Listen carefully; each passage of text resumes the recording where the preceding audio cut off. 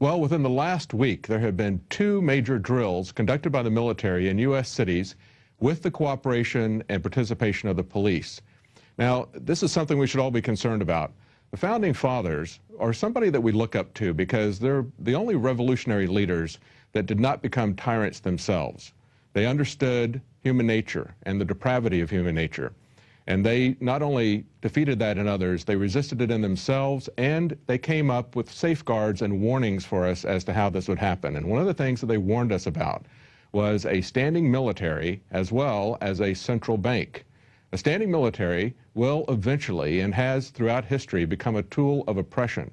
It has happened in our country in the past, where the military has been used to oppress people, and that's why we have the Posse Comitatus Act.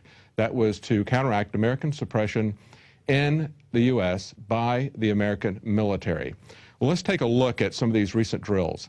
On January the 28th in Houston, we have a clip. Let's show that clip. Helicopters and the sound of gunfire created a lot of concern this afternoon in one Houston neighborhood. This happened in southeast Houston around the old Carnegie Vanguard High School. When you see this, you think the worst. She told me don't come home because it sounded like we're in a war zone. Guns shooting and helicopters flying around over the house. And an Army major who was out here wouldn't tell us exactly what kind of training they were doing. HPD was aware of what was going on, but the fire department apparently wasn't. Well, this is the military assault on a school. This was done with helicopters, with guns firing, with troops on the ground. The residents thought a war was breaking out. They didn't know what to think. They were warning family members not to come by. Now, the fire department didn't know about that. Ambulances were called and dispatched. The police knew about it, but neither the police nor the military warned any of the people, any of the citizens there in Houston. Now, that's not only something that is not competent, but it is also just contempt for the citizens. Let's take a look at this next clip here. This is Miami 4 days earlier, January the 24th, 2013. Still, if you've seen one of these drills, it really is like a scene out of one of those action movies, choppers stalking the sky of downtown Miami. Again, let me tell you what all of this is that we know of. It's a joint military training exercise involving local police, also military, as someone shot some video of some of these choppers, military-style choppers, flying over 395 in downtown. Machine gun firing, hit the deck. Well, you heard the guy, he says, hey, it's like a movie. I guess it's supposed to be fun. A lot of people didn't think it was fun. A lot of people were very frightened by that because, again, they don't bother to tell people. But, again, what's concerning about that is notice that he says that they're training with the police. It's something that we see happening over and over again. Here's another one in Minneapolis, August 28th, 2012. If you see military helicopters flying low over Minneapolis, do not be alarmed. They are training in an urban environment. The U.S. Special Operations Command will be conducting these exercises until the beginning of September. Yep, that's the view outside my window.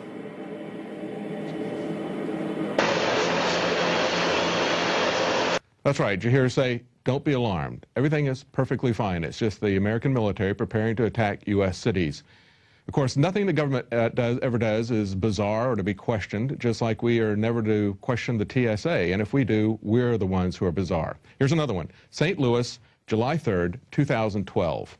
People who live and work in this neighborhood say they think the training here is a good idea. I think it's the same way when you go out to other countries, when you go out of town. They don't have police officers, they have troops. And I think it kind of scares a lot of people. Might cut down on crime? Crime, yeah, cut down on a whole lot of crime, because they don't know if they're military or they're police. I think it's fantastic because it might slow down some of the crime rate. You know, the crime rate might go down. You know, that's what I think of. Well, now here, notice that the media takes a little bit different tact. It's not, don't worry, or it's fun, it's like a movie. Here they have 2 people that say, well, we think it'd be great because it'd be a great way to scare people and get crime down. Well, no, actually the standing military is a crime. And using the Army for police functions is a crime. It doesn't stop crime, it makes the government create the crime. No one who has a different view was presented in this article. And here's another one, Chicago, April 17, 2012. A pretty scary scene along the Chicago River turns out to be a military training exercise. Well, notice some of the things that they said. Although you're seeing the same things here as you did in other cities, people are talking about how reckless the behavior was. One of the videos that someone shot, he says, look at this, it's night, and these guys are zigzagging and weaving through skyscrapers at a very low altitude with no lights. Something of reckless endangerment, but the thing that we're really concerned about, again, is the police and the military joining together. Take a look at this clip from Los Angeles in January the 26th, 2012. Special military operation forces in conjunction with the LAPD conducting some military maneuvers that had many people wondering what is going on. When a Black Hawk helicopter and 4 OH-6s, or Little Birds, flew over the city. Duran says the military picks environments based on what they might be facing in the near future. If it's a mountainous terrain, then they go to mountains. If it's a desert terrain, they use the desert. Also, what we saw here tonight in downtown Los Angeles has been seen in Miami and in Boston. Now, do you notice what he said? He said if it's a mountainous terrain, they go to the mountains. If it's desert, they go to the desert. If it's the coast, they go to the coast. Why are they going to American cities? Do you have cities like that in Afghanistan or Iraq? Are they planning to invade Iran? But if they're planning to invade Iran, why are they coordinating with American police? Do they think that the Iranian police are going to coordinate with them on an attack and an invasion of Iran? No. But if the U.S. military attacks American cities, they will get the cooperation of the police, or at least some of them. Now, all these things have happened within the last year. All of these reports we just showed you in all these cities, major military drills involving the police and the military working together to take over American cities, training, as the man just pointed out, for the scenario that they're expecting to execute. But this has been going on for a long time. It's just accelerating. Let's take a look at this clip where we sent a team to Chicago. They saw there a National Guard training with local police and the Polish military.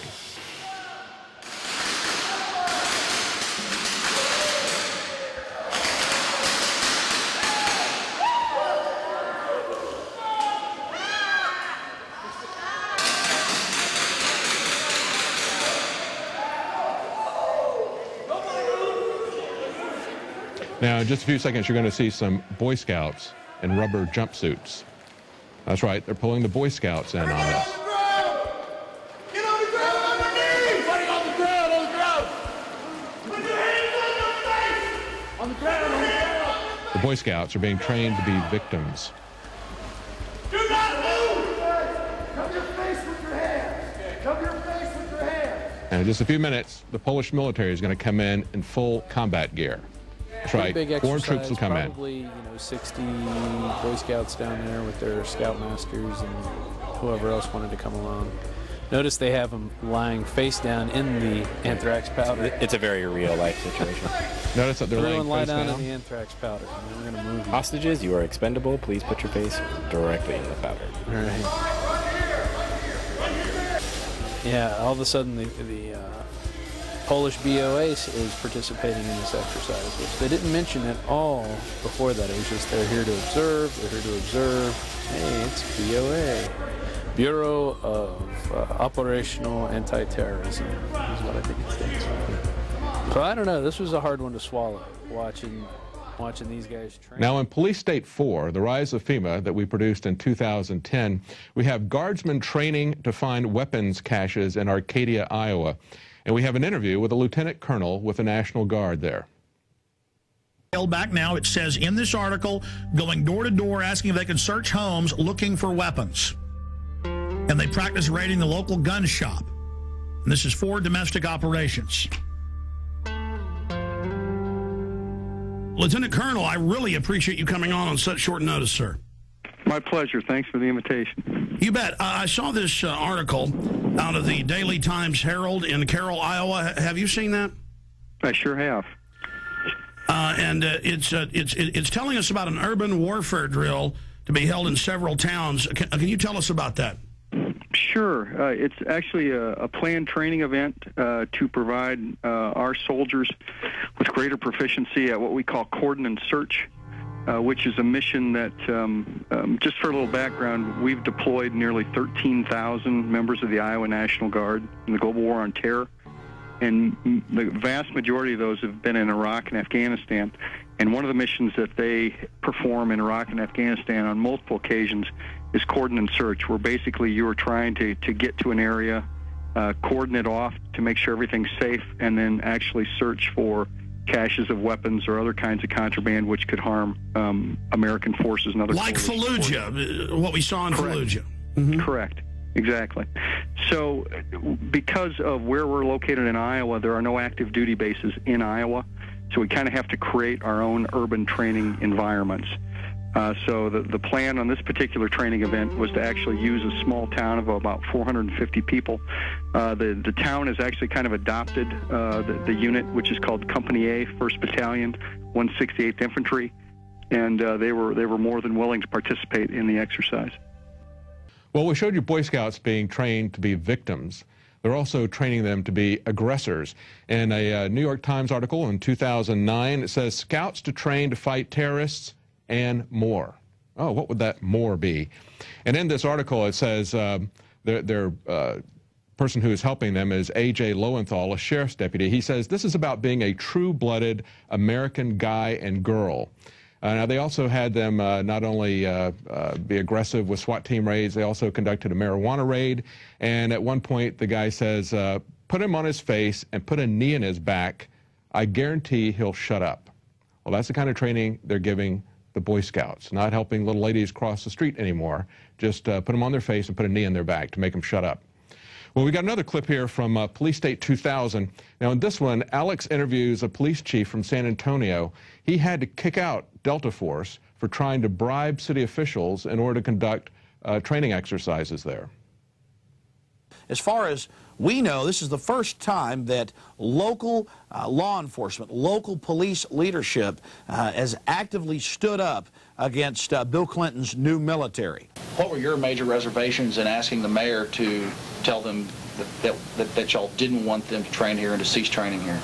Well, a lot of things happened. First of all, the organization came into the city and never really approached the city as a whole. We've gotten together with the mayor and said we need to speak to all these different departments and request some assistance. Various groups and individuals came into the city and approached different people at different levels. The police department was contacted, the city manager's office was contacted about using city facilities, various business owners were contacted through the economic development department, the fire department was contacted by different individuals, and so there was never any coordinated approach to the city of San Antonio. When we found out of it, we had some reservations, but we were willing at least to listen. But then we started finding out that discussions were happening at other different levels, and there was no communication, no coordination between that. Well, then, when we said no, then some elected officials were contacted to bring pressure to bear. And then offers were made to give money, cash money, to elected officials' charities if they could get us to change our minds. I mean, you know, as one of my deputy chiefs said, in some circles that's called bribery. Well, we have a long history of the military and the police working together in this country, training for martial law. And Alex has pointed that out for a long time in his documentaries and on the air. What's alarming about this, however, is the increasing rate at which this is happening. As I said, we just had in the last week, we had 2 major cities where there were 2 major exercises. The one that happened just a couple of days ago in Houston, they were firing guns and attacking schools. Citizens are never notified. What is happening is we're seeing the militarization of the police, and we're seeing the military used as police. That's a very frightening perspective.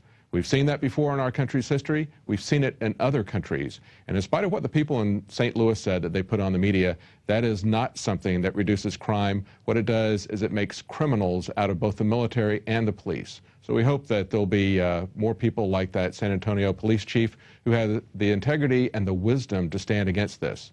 Well, that's it for tonight's news. We'll be back tomorrow night at 7 o'clock Central, 8 p.m. Eastern Time. If you are watching this on YouTube and would like to help support our operation, please consider purchasing a PrisonPlanet.tv membership.